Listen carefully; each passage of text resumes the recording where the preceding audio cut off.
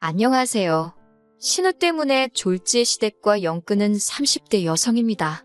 남편과는 대학교 시절에 동아리 활동을 하며 알게 된 사이예요. 이후로 한 1년간 가깝게 지내다가 남편은 군대에 갔고 저는 미국으로 유학을 갔습니다.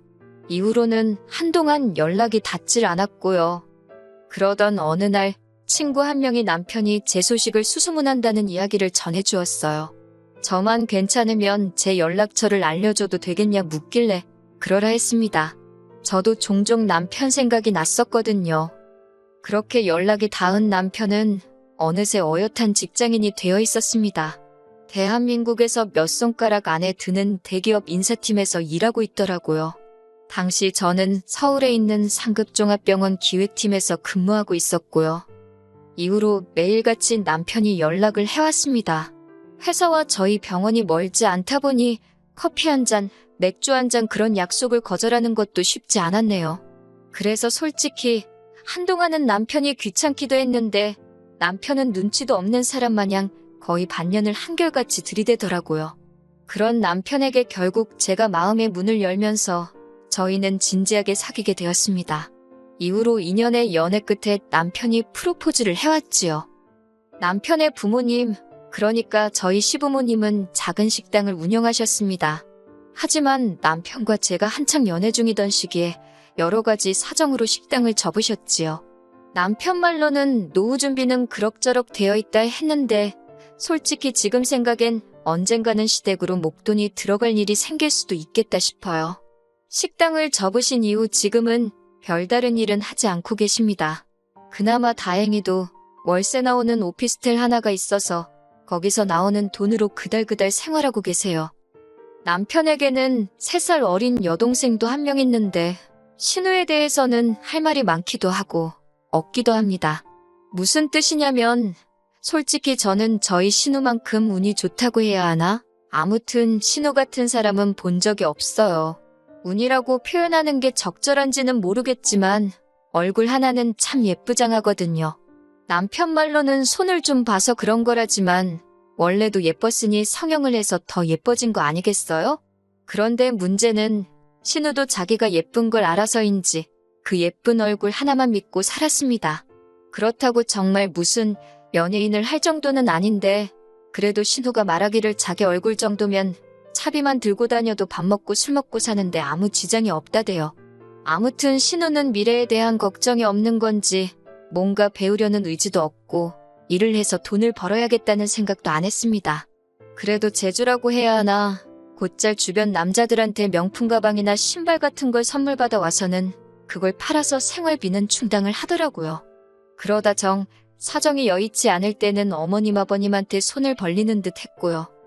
솔직히 신우가 저한테 돈을 빌려달라고 한 것도 아니니 제가 나설 자리는 아니었겠지만 옆에서 보고 있자니 참으로 딱하고 황당하더라고요. 가족 중 누구 한 명 제대로 신우한테 정신 차리고 살라 소리를 안 하는 게요. 그렇다고 올케인 제가 그 말을 대신 할 수도 없잖아요? 여러 가지로 불쌍한 인생이다 생각하고 관심을 끊고 살려고 했네요. 그런데 공도 구르는 재주가 있다더니 지난 가을이었습니다. 하루는 뜬금없이 신우가 시집을 가겠다 하더라고요. 그제서야 남편이 하는 말이 자기는 벌써 밖에서 한번 만나봤다는데 결혼하겠다는 남자가 너무 괜찮은 사람이더랍니다. 사업을 하는 남잔데 듣자 하니 남자 쪽 부모도 꽤나 돈 좀 있는 것 같다면서 자기 여동생이지만 어떻게 그런 사람을 꼬셨는지 재주도 좋다고 그러더라고요. 같은 여자로서 그런 신우를 질투했냐고 물으신다면 전혀요. 오히려 진심으로 잘됐다. 이참에 어머님 아버님도 한시름 놓으시겠다고만 생각했네요. 하지만 얼마 지나지 않아서 신우가 남자에게 거짓말을 하고 있다는 사실을 알게 되었습니다. 하루는 신우가 술에 떡이 되게 취해서 저희 집에 찾아왔어요. 그리고는 한다는 말이 너무 힘들다며 엉엉 울더라고요. 철딱선이 없는 아가씨인 건 알았지만 갑자기 이렇게 찾아와서 주정을 부릴 정도면 어지간히 속상한 일이 있었는가 보다 싶어서 일단 남편이랑 같이 신우 이야기를 들어주었어요. 그런데 듣다 보니 가관이더라고요. 남자랑 처음 만나게 된 게 술자리인데 남자가 자기한테 관심을 많이 보이더래요. 그래서 잘 보이고 싶은 마음에 어디 여대를 나와서 지금 병원에서 근무한다고 그랬답니다. 알고 보니 대충 제가 했던 대학 이야기나 직장생활 이야기에 자기 멋대로 살을 붙여서 거짓말을 했더라고요. 그런데 며칠 전 남자 부모를 만나고 왔는데 그 부모도 대학이나 직장을 또 물어보더랍니다. 부모님은 뭐 하시는지, 돈은 얼마나 모아뒀는지 그런 것도요. 자기 거짓말이 눈덩이처럼 불어났다며 힘들어 죽겠다 하는데 달리 해줄 말도 없고 그저 신우가 딱하고 큰일 났다 싶었지요.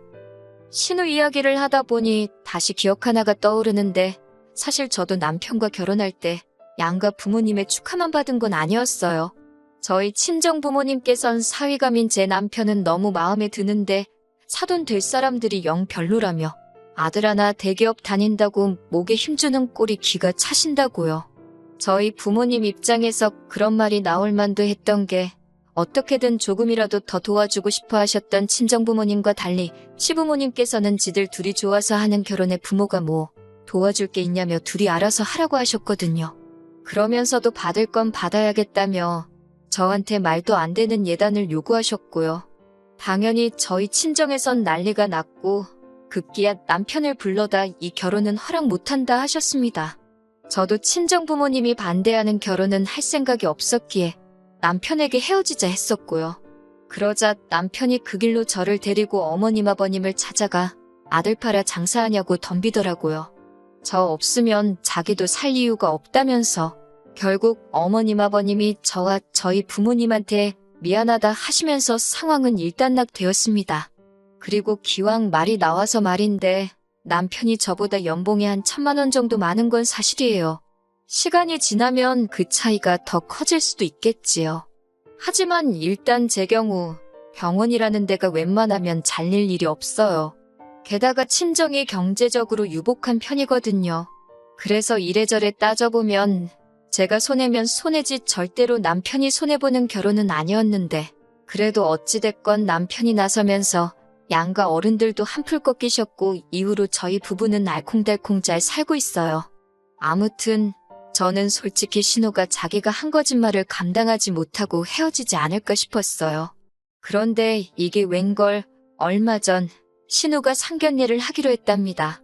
신우가 하는 말이 자기가 알아봤는데 일단씩만 올리고 나면 학벌이나 직장 속인 걸로는 이혼하기도 쉽지 않다고 하더래요. 솔직히 이때는 황당하기도 하고 신우가 좀 무섭기까지 하더라고요. 그렇지만 제가 무슨 정의의 사도도 아니고 신우의 결혼에 관해서는 실오라게 하나 얽히고 싶은 마음이 없었기 때문에 알아서 하겠거니 하고 내버려두는 쪽을 택했습니다. 신우의 상견례의 날 신우가 저더러 같이 나가달랍니다. 학교나 병원 이야기가 나왔을 때 자기가 말실수라도 하면 어쩌냐고 저더러 옆에 있어달래요. 저는 그건 못한다 했습니다. 그렇게 하면 어찌 보면 공범이 되는 건데 제가 아가씨가 거짓말하고 다니는 것까지야 어떻게 막을 수가 없지만 그걸 도와줄 수는 없는 거라고요. 이것 때문에 저 시부모님한테 정말 욕을 바가지로 얻어먹었습니다. 신우가 좋은 사람 만나서 시집 간다는데 신보가 고약하다는 둥, 질투하냐는 둥, 별의별 소리를 다 들었네요. 어머님이 저더런 네 친동생이었어도 그랬겠냐 하시는데 제 친동생이었으면 진작에 머리털 다 잡아 뽑아놨을 거라고 받아치고 나서야 잠잠해졌지요. 이후로 신우의 결혼이 어떻게 진행되고 있는지 아예 관심을 끊었습니다. 제가 솔직히 나설 자리도 아니고 하니 식을 올리기로 하면 청첩장이 나올 것이고 그러면 참석해서 축하나 해주면 되지. 그렇게 생각하자 했지요. 그런데 하루는 신우가 다급하게 연락을 해왔습니다. 저희 병원에는 직원들에 한해서 소개로 오는 가족이나 지인들에게 60%의 병원비를 할인해주는 제도가 있어요. 예전에 어머님도 한번 혜택을 보셨기 때문에 남편은 물론이고 시댁 식구들 모두 그런 제도가 있다는 걸 알고 있지요. 그런데 신우가 갑자기 그걸 이야기하면서 자기 시어머니 되실 분이 저희 병원으로 가고 있다는 겁니다. 다른 병원에서 백내장 수술을 하기로 하셨는데 자기가 아무 생각 없이 그 병원 너무 비싸다며 그 혜택 이야기를 했다는 거예요. 자기는 돈이 없으신 분도 아니고 해서 할인받자고 병원을 옮기실 줄은 몰랐다면서 그러면서 저더러 일단 제 이름으로 할인 좀 해달랍니다. 자기는 지금 지방이라서 병원에 쫓아와 볼 수도 없다고. 이게 무슨 말도 안 되는 상황인가 싶어서 황당하기 짝이 없더라고요. 무엇보다 그 2번의 혜택 중 이미 한 번은 연초에 쓴 상태였고 남은 한 번은 저희 이모가 쓰기로 되어 있었어요. 복잡한 치과 치료라서 돈이 많이 들기도 했고 그런 걸 떠나서 진작부터 이모한테 쓰게 해드린다고 약속해 놓은 상황이었으니까요.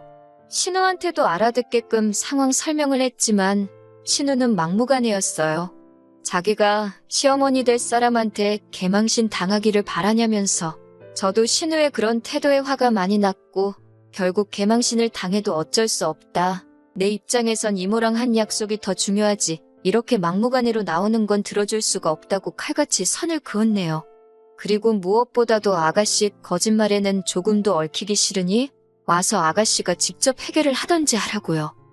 그리고 결론부터 말씀드리자면 그 남자 쪽 어머니란 분 보통이 아니시더라고요. 이미 상황 파악을 다 했다며 신우를 통해 알려오길 병원에 백내장 수술하러 온다는 것도 핑계에 불과했고 사실은 신우가 진짜 병원에서 일을 하는지 확인하러 온 거였다대요.